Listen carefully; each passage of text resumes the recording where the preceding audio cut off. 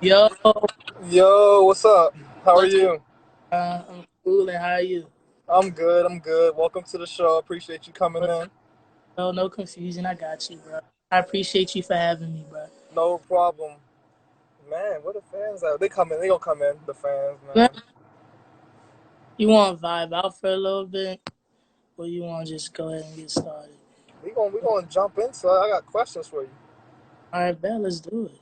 Yeah, yeah, and yeah. So it was probably like a couple months ago. People been telling me about you. I've been doing some research, following your work. I saw you did a interview with Voyager, right? Yeah, Yeah, yeah. How was that? it was pretty chill. The questions I really like the questions that they asked me. It allowed me to like not only talk about my music side, but also like what influences my music and things like that. So I really enjoyed that interview. Yeah, and how'd you get your name? Make sure I'm pronouncing this right. Adowa, right? It's Adwoa. Adwoa, right? How'd you get that name? That's my name. That's my birth given name. It basically just means a girl in Ghana that's born on a Monday. Like in my culture, like we name people according to the days they were born. So like Monday just corresponds with a girl that was born on Monday. So Hmm. that's usually how it goes. So you're Ghanaian. Yeah, I'm from Ghana. No confusion. Is your jollof rice better than Nigeria's jollof rice? Don't start. Don't start. No comment. No comment. I don't want no Nigerians coming to attack me, bro. So what made you get into music? Music was always a part of my life for real. Like my dad was a musician, so I started off just playing a lot of instruments. So I started off with just it was like a flugelhorn, and that flugelhorn is like, it's not a trumpet; it's a trumpet with no keys. So that's what I started off with as a kid. I was like, I say like probably 7. I just used to blow on the flugelhorn, and Hmm. then from my whole house was filled with instruments, so I just used to pick up instruments, used to get active on them. And honestly, like, if it wasn't for like music always being around me and my dad like also playing at the church and things, I probably wouldn't have been interested. But it was always a part of my life. So I moved up from instruments, and then I started. I didn't start singing and rapping for real, like in terms of like pushing it towards the industry Hmm. until like I say more seriously in my junior year. But I was always known like as that kid that freestyle, like you know what I mean, like at the lunch Yeah, table, yeah, yeah. all that. But like yeah, I just fell in love with music for real. Do you also produce your own music? Because I know you said you also were into like the instruments and everything. So can we Yeah. see you on the back end producing some of your music as well? Um. I wouldn't say like I can't do it on the computer. Like I'm not even about to cap. Like that's something I'm trying to get into. Like in Hmm. terms of learn how to produce my own music. But as far as like actually producing any songs that's out right now, no, I have not. But I'll probably like I can tell like my producer like if what I hear, and he'll be able to correspond it on the beat and everything. But like I can't physically do it. I know you had a couple of singles out, and then you just dropped your Mhm. debut album or Yeah. EP today for you with Baba Black, correct? Oh, my debut EP is actually Nothing to Something that dropped January 8th. But today was just a little single pack. There was 2 songs, 2 singles on there. Take It Slow and In Love With You, I'm in love with you. So that's what dropped out today. Y'all Right, make sure to tap into that link in my bio. right, right. And that was with Baba Black, correct? Yeah. Baba Black. That's a very sturdy producer. Me and Baba been working together. I think it's like since the summertime. Like it was real. I hit him up. I seen he was playing his guitar. And I was like, I really like how that sounds. So I DM'd him, and I wanted to get on like one of his beats for us. So we did this little video that we did. I sang over his beat, and I posted Hmm. on IG. So that was like our first thing that we did together. From there, we just been rocking out for.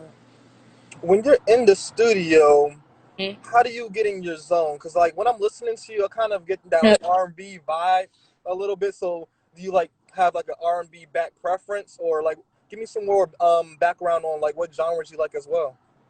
Honestly, I love all type of music. I would say heavy on the alternative and R&B, and of Hmm. hip hop, rap, all of that. But I did fall in love with more so like R&B and alternative. But I like to say I'm very versatile for real too, because I don't really base it off of like the genre for me. It's whatever I feel when I listen to the song. So y'all probably hear a pop song from me, a country song, like it don't matter for real. I just love music, honestly. So you're on the whole wide realm of music. Yeah, I'm gonna tell. So so if you had to do another project, Hmm. what kind of music would you lean toward to create for your fans? Um, y'all probably gonna see a lot more hip hop, rap music. Like shout out to my last single. I just dropped something just small on SoundCloud. Also link in my bio. That song called Help. Probably more songs that sound like that. Just more like pain music, but like coming up type stuff. If I had yeah, music like that, hip hop rap. But I'm not gonna lose my roots though. I'm gonna still be dropping some singing joints from here and there. Yeah, because Yeah. when I'm listening to your music, I hear a lot of pain, a lot of Yeah. sadness, empathy in your music. So what like what made you like how can I say this? What was life growing up for you, and what did you go through growing up, and where are you from as well? So I'm from PG. I was born in DC though. Hmm. I lived like my whole childhood in PG, and growing up, it was it was chill for real. I just always just tried to make the best out of everything. Like I was always involved in like a lot of after school programs and things. Like just always trying to just be out the house. Like I was always outside playing with my friends, things like that. But like as I said, music was always part of my life. So my dad, he had a performing arts center like for African cultures. So Hmm. even started off before he started off with that. He was a musician, an artist, so he'd be around performing. I go with him to performances. That's usually what I did as a kid, and like I was just in a lot of extracurricular. But probably like when I was the one thing that really like hit me as a kid that probably like makes me even go harder with my music is when like my dad passed away, and it's like he really instilled like that music into me. So that's really my driving force in like everything I do. So I feel like that's probably what generates like most of the pain, constantly just trying to like find your way in life and not knowing what's going on. So like that's how it was. Girl. Before I go on to my next question, I'm gonna touch bases with your background a little bit more because you say you were from originally from DC, correct? Well, not really originally from DC. My mom just happened to slide to DC when she had me, but we was definitely from PG. Like I claim PG, I don't claim DC. Okay, Yeah. you claim. What part of PG are you from? All right, that so I went to middle school in I don't know if you heard it. It was Thomas Pullen Performing Arts Academy. So Yeah. in school, like we had majors. So my major was band. So I was there from third grade to eighth grade. That's where I had like most of my friends where I grew up. Got most of my just in middle school is where you build most of your characters. So Right, like right, I right. was, I was out there, and then obviously for high school, I came down. I was living in Laurel, but just because Thomas Pullen was like a magnet school, you could get in there even though it wasn't in the jurisdiction.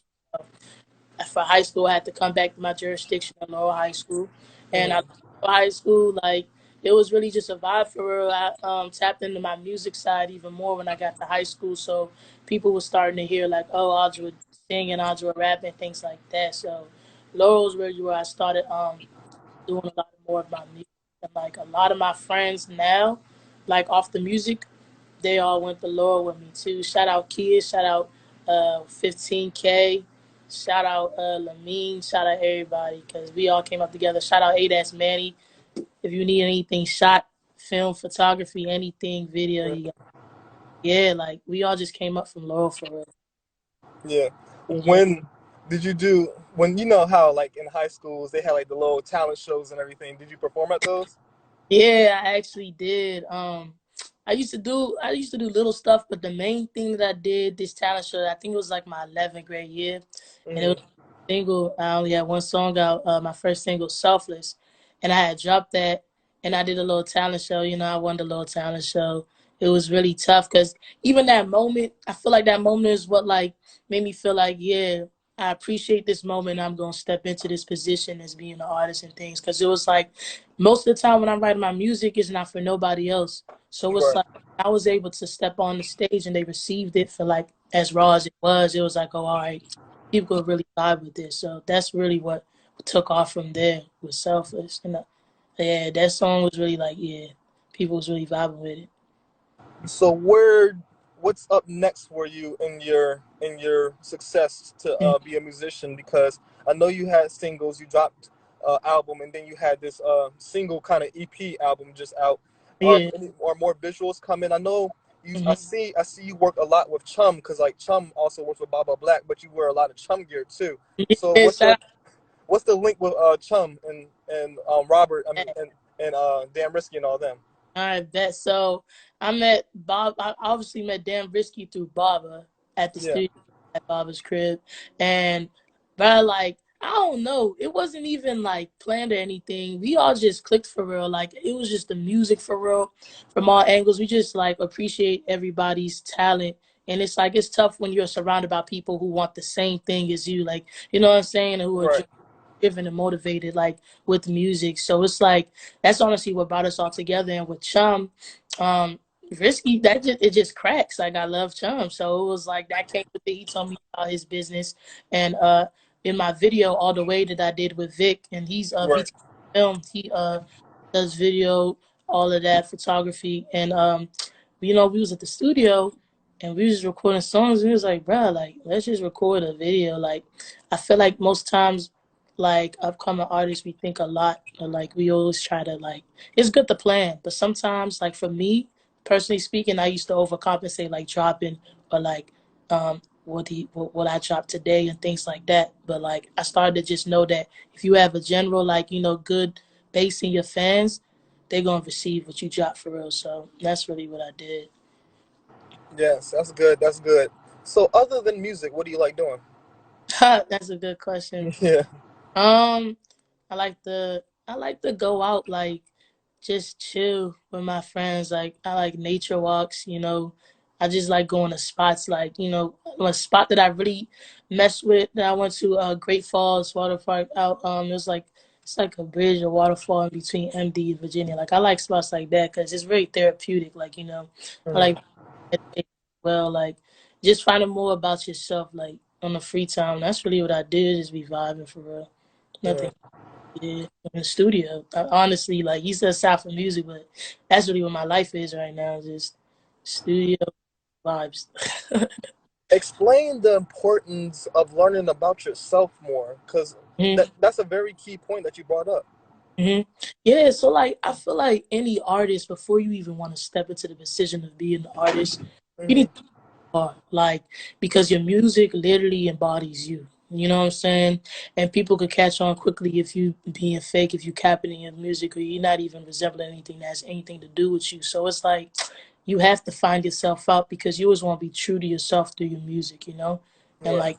like even if you don't make it to where you think you should make it, at least you can always know that you was true to yourself and who you were. Like you didn't have to step into nobody else's shoes or like, you know, nobody else's character to execute what you wanted to do. So that's really during quarantine, honestly, like when everything started, I think like in March, like I really just that took time to just, you know, lock in on myself. I'd be in the crib, just like, you know, figuring out like really what I wanted to do. So from there, that's when I just, you know, kept on accelerating with that. Yeah. So, has COVID affected your process anyway? I would say that I just have in terms of things that I want to do, if COVID wasn't here, I would Hmm. I would definitely do a lot more like pop ups, a lot more you know, small little shows Shows. that live performances. But I will say like in terms of like my drive, it hasn't really depreciated because it's like I feel like people are now even shifting towards more digital things. So it's like even this live right here, things that I Right. can do Right. COVID. So, like as an artist, you just have to try to work with the world. Like you can't be taken down by that because we never know what's gonna happen. We don't even know how long you know it's gonna be. But I would say I have done a good job at managing like COVID and like in my music for real. Right. Right. Because COVID has taken a toll. We probably will be. sitting in person doing an interview. If you I'm know, saying, right? COVID yeah, didn't play a role in this. But are yeah, you going to stay like the independent route, or are you going to like maybe sign to mm-hmm. a label eventually? I'm honestly trying to stay on the independent route. I Hmm. really be one story of an artist like shout out Brent Fires. Like I watched this documentary and it just showed like how his team was able to uplift him and actually go out and spaz out as an independent artist. And it's like things Hmm. like that really motivates me and my team, my manager. 1K shout out 1K Yama. But it's like we see that and we see the things that go on in the industry. And we feel as though like if you're able to actually execute the independent road, then there's no reason why you should be trying to go sign to a label because most times you just sign it so you get bread to enforce what you want to do. So Right. that's really how. For people in the upcoming, like coming up in the rap game or like the music scene, you said that you've seen a lot in the industry. What have you seen to maybe like make you steer away from signing to a label? Because I know a lot of people going the independent route, and that is Yeah, the smarter route. But like for people maybe about to make that mistake on signing on, what have you seen to maybe like pull them back from that? yeah. And I also feel like to each his own because not always signing to a label is not always bad. Like, you know what I'm Right, saying? But it's like it just depends on the label. And unfortunately, most of the labels out here are not like, don't have the artist's best interest at art. You know what I'm right. saying? So it's like I guess in terms of like things I've seen, it's probably be like I see a lot of stories of people can't drop their music or they're being held down or like they have to pay back this like OC amount of money to whoever they borrowed it from that label, all of that. And I feel like all those things like it makes you feel trapped, like it makes you feel like you're owned. And like I can't fade that. Like I wouldn't say I wouldn't turn down like a probably like a partnership or like a temporary, and Hmm. things like that. But as far as like signing to like a big label, I feel like a lot of people tend to lose themselves in that. So like we see people try to buy their own masters, trying to get up on the independency because it's all a power thing at the end of the day. So you just gotta make sure that you stick close to your music and you move smart for real. Right. So I Mm-hmm. know you were talking about team. Who in your team do you want to give recognition to? And then are you also maybe bringing other artists up as like in your little collective as well? All right, bet. So like my manager's with me right now, 1K, 1K Yama right What's here. up, Brody? But that's real life my right hand man, my cousin, all that. Like he set Hmm. this up. Like really, I'm surrounded by a lot of people who generally just want to see me win. And as far as my team, I would say for production, shout out Kofi Melodies. He's the one who produced and mixed mastered Nothing to Something, my debut EP, and mixed mastered a lot of my songs. And also Baba Black, of course, we talked about him. And like as far as videography and things like that, VTC Film, he be helping me out with that as well. Hmm. Thanks for bringing up all the other artists, like the artists that I said previously, like in Laurel, I got 15K, Kias, my man's Manny, photographer, all of that, videographer. He's the one who shot actually the cover to Nothing to Something, so he's riding with me. And I got a lot of people. I can't think of everybody right now, but it's a lot of people who really are just like, honestly, I want to thank everybody who's really just been behind me since, because I've been known, making music, but as far as like getting out there, you only have to thank the people who listen to your music. You know what I mean? People Right, because people say it all the time, but you're really nothing without. So it's like, yeah, my team really shows me like genuine support and love. So it's like I never feel like I'm alone in this because it's easy to want to slip away. Like, you know what I'm saying? It's easy to want right, to, but yeah. right. So before we wrap up this interview, anything else you want to tell your audience or like your fans who are like supporting you as well? Um, I have a sneaky single coming out, sneaky feature coming out. I'm also working on more visuals as well. Look out for that. And honestly, I just want to thank all of y'all for just supporting me and just being behind me. And I promise I won't let y'all down. There's more music coming up. No confusion. Right. Before we wrap this up one more time, where can people find your music All or right, bet. find you if they want to reach out to you? All right, bet. So my IG right here, official Adwoa. My email's inside of my bio. You can hit me up at adwoabookings dot gmail.com. And my music link is inside my bio as well. Linktree, um, right there. You'll see everything. Got the SoundCloud, the YouTube, all the Hmm. platforms. You could go ahead and tap into that. All right. Thank Yeah, you, Adwoa, for coming in the show. no I problem. appreciate you coming in. No problem. All right, you be safe, bro. All right, you too. All right.